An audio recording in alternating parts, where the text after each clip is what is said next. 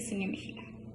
En la presente simulación se abordará la sentencia 1531-20-EP/24, dictada el 21 de febrero de 2024 por la Corte Constitucional, donde partiré mencionando que el presente caso involucra una controversia constitucional relacionada con la protección de derechos fundamentales, específicamente el derecho a la salud, en el contexto de actuaciones administrativas contra la comunidad indígena de Nabón Oña de la provincia de La Suay. Es así que el 1 de julio del 2020, los señores Walter Morocho y Alfredo Morocho, en calidad de miembros del Consejo de Gobierno de la Unión de Comunidades Indígenas de La Suay, y Hermes Sadbay, en su calidad de miembro de la Unión de Comunidades Indígenas, presentaron una demanda de acción de protección en contra de Juan Ceballos, en calidad de ministro de Salud Pública, Julio Molina, en calidad de coordinador zonal 6 del Ministerio de Salud Pública, e Íñigo Salvador, en calidad de Procurador General del Estado, donde el motivo de la demanda radica en la eliminación del Distrito de Salud de Nabón Oña y su conversión en una oficina técnica, lo cual, según los demandantes, vulnera sus derechos a la salud, a la participación y a la no discriminación, por lo cual mencionan que la nueva oficina técnica carece de capacidad financiera y administrativa del antiguo distrito, lo que dificulta el acceso a insumos médicos y pone en riesgo la salud de la población. Del mismo modo, establecen que se vulneró su derecho a la participación, de manera que el Ministerio de Salud Pública no consultó a la comunidad sobre la reorganización administrativa, violando así su derecho a ser consultados, según lo establecido en el artículo 61, número 4 de la Constitución, por lo cual los demandantes solicitan que se declare la vulneración del derecho constitucional a la salud. Al mismo tiempo solicitan que se suspendan los efectos del acuerdo ministerial donde se ordena eliminar el Distrito de Salud y que se ordene la reparación del daño causado. En cuanto a los problemas jurídicos que deben ser resueltos en una acción extraordinaria de protección, surgen principalmente de los cargos formulados por la parte accionante, es decir, de las acusaciones que ésta realiza en contra del acto procesal,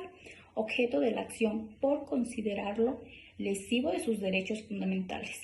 Por lo cual la Corte estableció que los accionantes tienen la obligación de desarrollar argumentos completos, donde deben incluir una conclusión, una base fáctica y una justificación jurídica que le permita analizar la presunta violación de los derechos.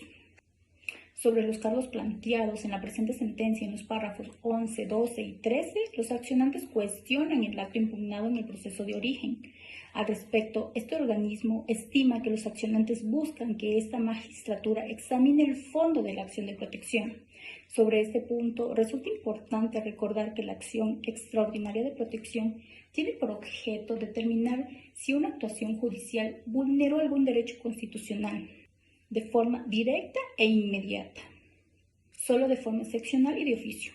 Cuando la acción tiene origen en un proceso de garantía jurisdiccional y se verifica el cumplimiento de ciertos presupuestos, este organismo podría revisar el fondo de tales decisiones. De lo expuesto en el párrafo 14, esta magistratura evidencia que los accionantes cuestionan la motivación de la sentencia impugnada,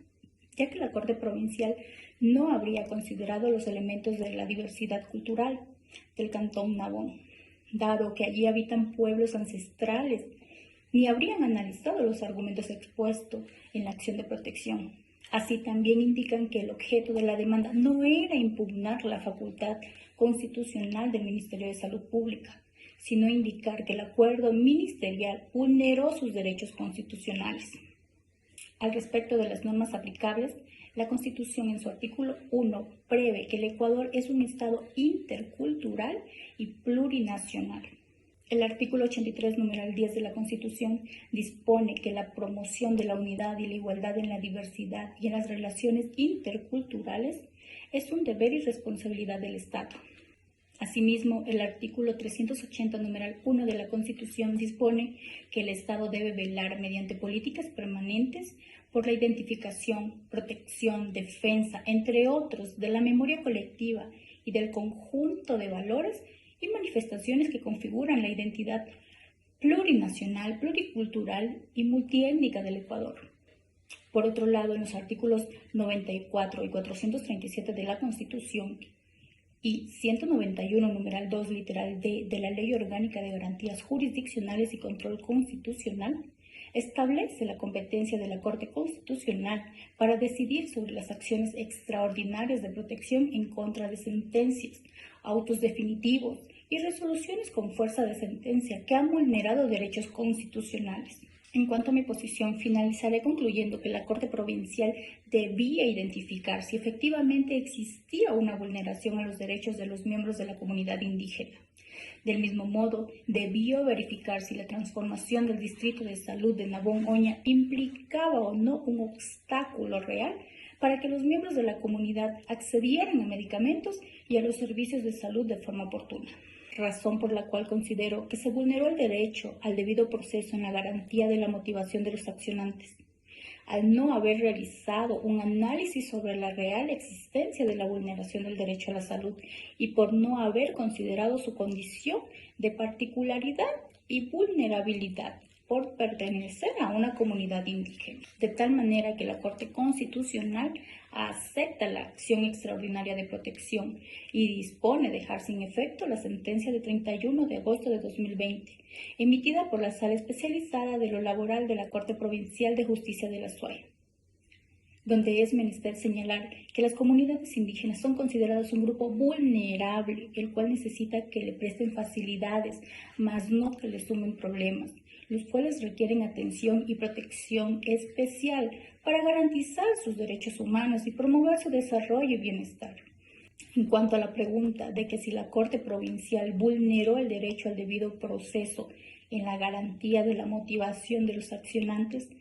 al adolecer de insuficiencia motivacional por no haber analizado la vulneración de derechos constitucionales alegada, puedo mencionar que la Constitución en su artículo 76, numeral 7, literal L, reconoce el derecho al debido proceso en la garantía de la motivación,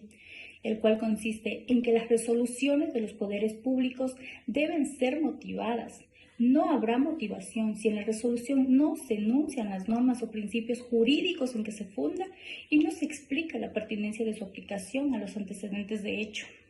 Los actos administrativos, resoluciones o fallos que no se encuentren debidamente motivados se considerarán nulos, de tal forma que la motivación en garantías jurisdiccionales les impone a las autoridades judiciales la obligación de observar si las presuntas víctimas se encuentran en una especial condición de vulnerabilidad o no, o en su defecto, si pertenecen a una comunidad, pueblo o nacionalidad indígena. En estos casos, ellos deben observar el principio de interculturalidad, de manera que esto resulte importante a fin de precautelar la no afección a derechos fundamentales, atendiendo a sus condiciones particulares, como es el acceso a la salud. Muchas gracias, Magíster.